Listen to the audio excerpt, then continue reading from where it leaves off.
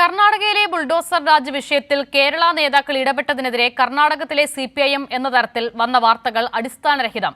വ്യാജ വാർത്തകൾക്കെതിരെ സിപിഐഎം കർണാടക സംസ്ഥാന secretary K പ്രാകാശ് രംഗത്ത് പാർട്ടിയെ അപകീർത്തിപ്പെടുത്താനാണ് ഇത്തരം വാർത്തകൾ നൽകുന്നതെന്നും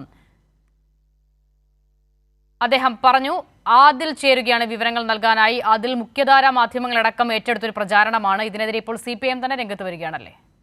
തീർച്ചയായിട്ടും അസിത, നമുക്കറിയാം ഉത്തരേന്ത്യൻ മോഡലിൽ കോൺഗ്രസ് സർക്കാർ കർണാടകയിൽ നടപ്പിലാക്കിയിട്ടുള്ള ബുൾഡോസർ രാജിനെതിരെ അത് പൊതുമണ്ഡലത്തിൽ ചർച്ച ചെയ്യപ്പെടുന്നതിന് ഏറ്റവും പ്രധാനപ്പെട്ടിട്ടുള്ള കാരണമായിട്ടുള്ളത് കേരള മുഖ്യമന്ത്രി അടക്കം ഈ വിഷയം മുന്നോട്ട് കൊണ്ടുവരുന്ന ഒരു സാഹചര്യത്തിലാണ്. നമുക്കറിയാം കേരളത്തിൽ നിന്നുള്ള സി പി എമ്മിൻ്റെ നേതാക്കൾ ഈ വിഷയവുമായി ബന്ധപ്പെട്ട് ആ പ്രദേശം സന്ദർശിക്കുകയും അതുമായി ബന്ധപ്പെട്ട് ഇരയാക്കപ്പെട്ടിട്ടുള്ള ആളുകളുമായി ആശയവിനിമയം നടത്തുന്ന ഒരു സാഹചര്യമുണ്ടായിരുന്നു.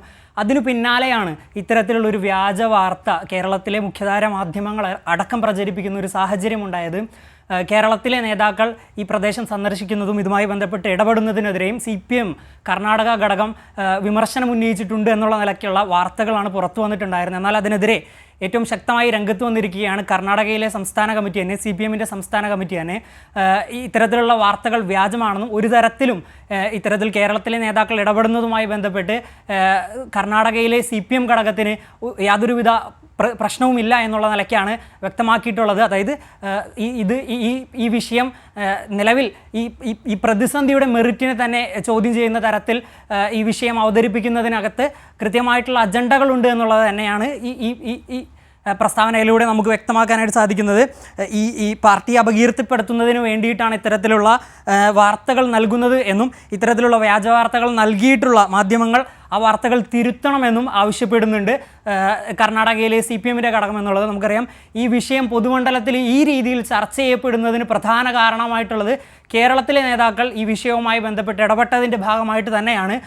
ആ ഘട്ടത്തിലും ആ വിഷയത്തിൻ്റെ മെറിറ്റിനെ റദ്ദ് ചെയ്ത് കളയുന്ന തരത്തിലുള്ള വാർത്തകളാണ് കേരളത്തിലെ മുഖ്യധാര മാധ്യമങ്ങൾ അടക്കം കൊടുത്തിട്ടുള്ളത്.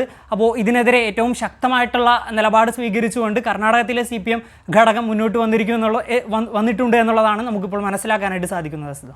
ശരി, ആദിലാണ് വിവരങ്ങൾ നൽകിയത്. കർണാടകത്തിലെ CPIM കേരളത്തിലെ CPM നേതാക്കളുടെ ഇടപെടലിനെതിരെ രംഗത്ത് വന്നു എന്ന തരത്തിൽ മുഖ്യധാരാ മാധ്യമങ്ങളടക്കം പ്രചരിപ്പിച്ച വാർത്ത അടിസ്ഥാനരഹിതമെന്ന് കർണാടകത്തിലെ CPM തന്നെ വിശദീകരിക്കുകയാണ്. വിവരങ്ങൾ നൽകുകയായിരുന്നു ആദിൽ.